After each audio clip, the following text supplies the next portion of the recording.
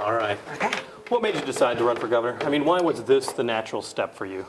I firmly believe in my state, and I believe in our people. And when I think at the body of work that we need to accomplish and overcome as Iowans, as it relates to restoring the vitality of our education system, increasing access to health care and mental health care, and just strengthening our economy overall, I saw that the best place to make the most immediate impact for Iowans across the state was in the governor's office. Governor's race is very difficult.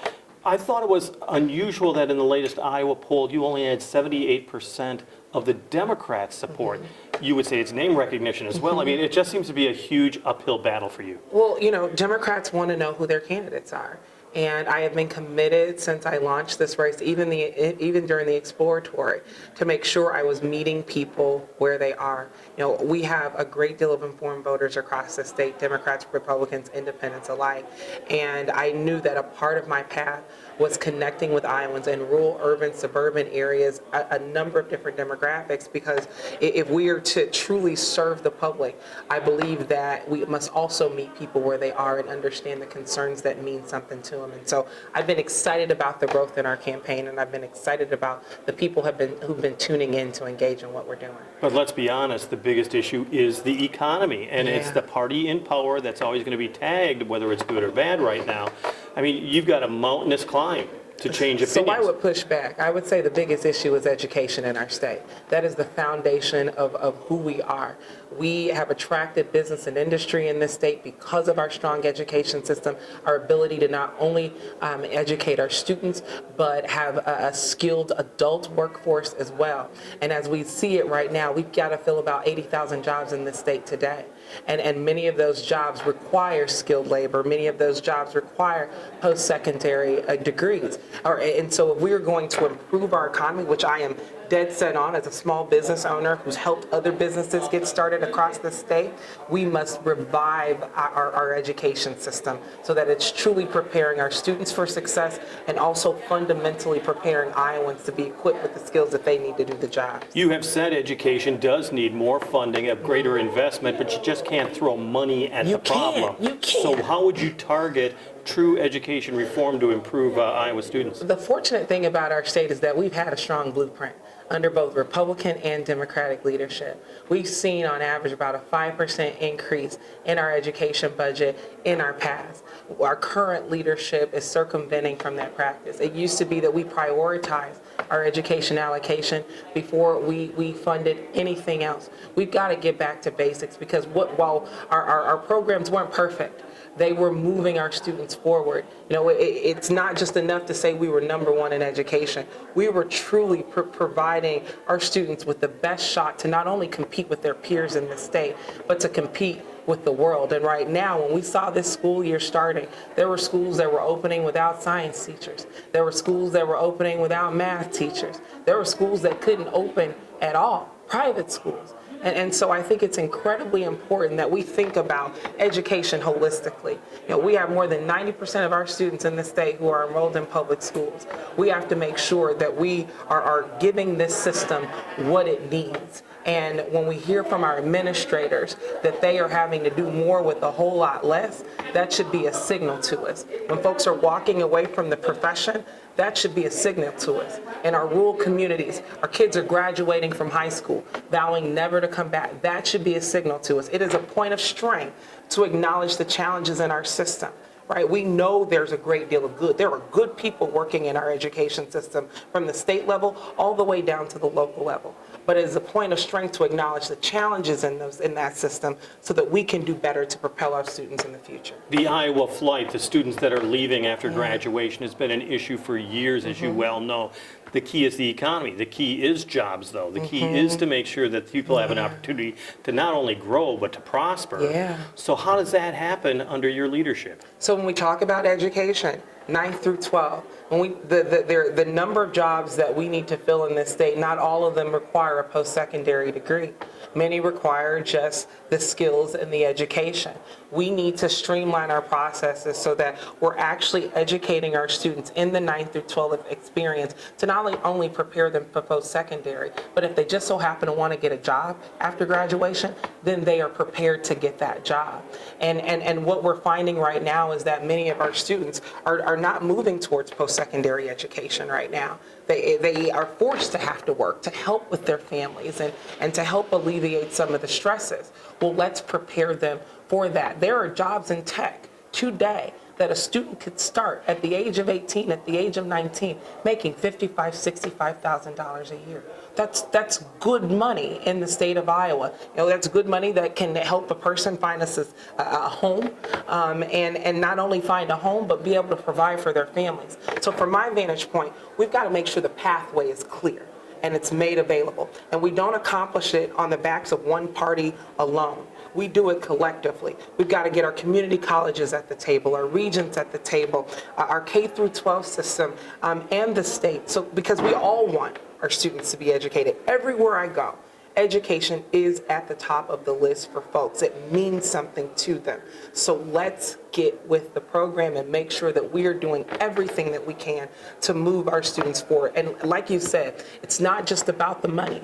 It's what you do with it. The work that I've done has been creating financial education programs and coaching programs throughout this state. And I've seen more times than not, you give people more money, there are more problems. There has to be a plan associated with how those resources are going to be used. And I'm of a firm belief, everywhere I go throughout this state, Iowans are not short of vision.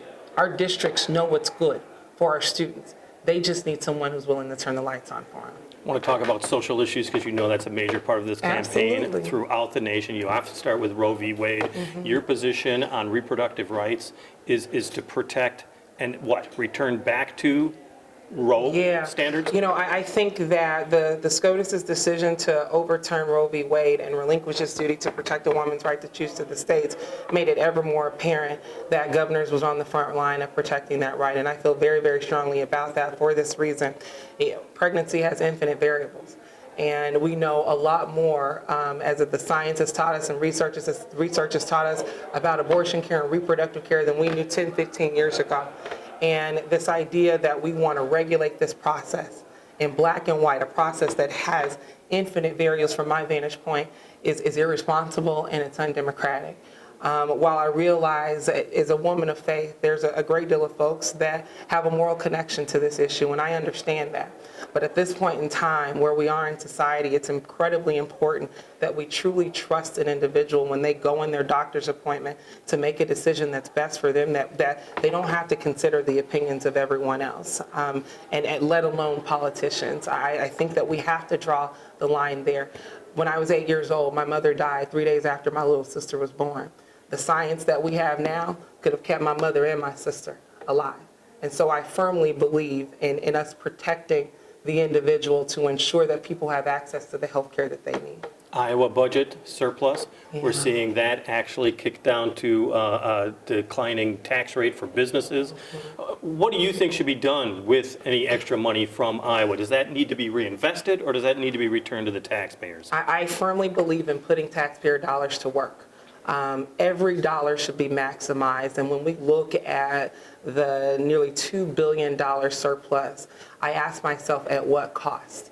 And the cost that we're seeing is the degradation to our education system, mental health care, and health care access. Those are the challenges that we're seeing. And so while one might say we have a surplus, while it's important to be fiscally responsible, it's also important to use our taxpayer dollars in such a way that the taxpayer is getting the best out of the situation. And so we've got surplus on this side, but we see the defunding of our systems that is not aiding and helping Iowans in rural Iowa, urban Iowa, or suburban Iowa. Governor DeJear gets elected, she takes office, but she faces a Republican House and Senate. Yes. That's not going to change. What do you say? I mean, can you work with the other side of the aisle? Is it possible to even accomplish anything as a Democratic governor? That is what we must do. We have to work together. There is no way we accomplish the goals ahead of us working in silos. And if I've learned anything, if we've learned anything over these last 2 years going through a pandemic, we, in so many spaces, whether it was organizations, whether it was nonprofits, whether it was corporations, we all had to sit down at the table and meet with each other in spaces that we would normally not, in order for us to resolve our issues together. It forced unlikely parties at the table together. I am a firm belief that Iowans know what's best for Iowa, and I'm a firm belief that the people who are elected by Iowans believe in what this state is capable of, and there's evidence of that. In this past session, our governor had an entire session to really dig deep and figure out how we were going to move our education system forward. And it wasn't until near the end that her proposal to improve our education system came along the lines of $55 million of taxpayer money going to fund the private tuition of private school students. 2% of our students, when we know 100% of our students need the unyielding commitment of our current governor, the best that she could do in that cycle was 2% of our students getting resources. 28 Republicans said no to that bill.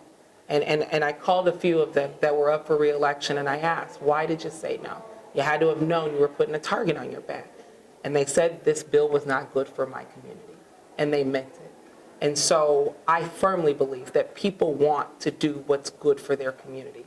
But I also firmly believe that attitude reflects leadership. And as Iowa's next governor, I am going to be adamant about bringing us collectively together. I don't want to work across the aisle. I want to work in the middle of the aisle, bring people together to have that sustainable type change. Now, that is not easy. It is very, very difficult. It is challenging. But that is how we get the best of each other. You know, we've been kind of conditioned over these last few years to circumvent conflict, to circumvent compromising tables where we can convene and talk together. We stray away from that. It's almost a fear for some people. But I welcome those conversations, like I said earlier, because that's how we get the best of the best. Our time is up, but I do want to ask you one last question regarding, you got a debate on Monday. I do. How important is Monday's debate, and what should viewers be looking for? You know, it's the only one that we get. And I think that makes it very, very important. People will be able to see clearly what my vision is for this state, that vision that encompasses the vision I hear across the state, and they'll be able to hear my opponent defend her record.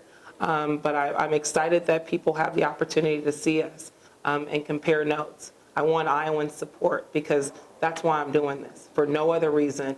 This state has given so much to me. I started a business in the state. I started a nonprofit. I figured out who I was as a young adult, and that pathway that was made available to me is getting smaller and smaller for so many Iowans, and I'm paying it forward because this state has accomplished so much, even when it was challenging, under both Republican and Democratic leadership, and we have to continue that type of trajectory because it was good for us.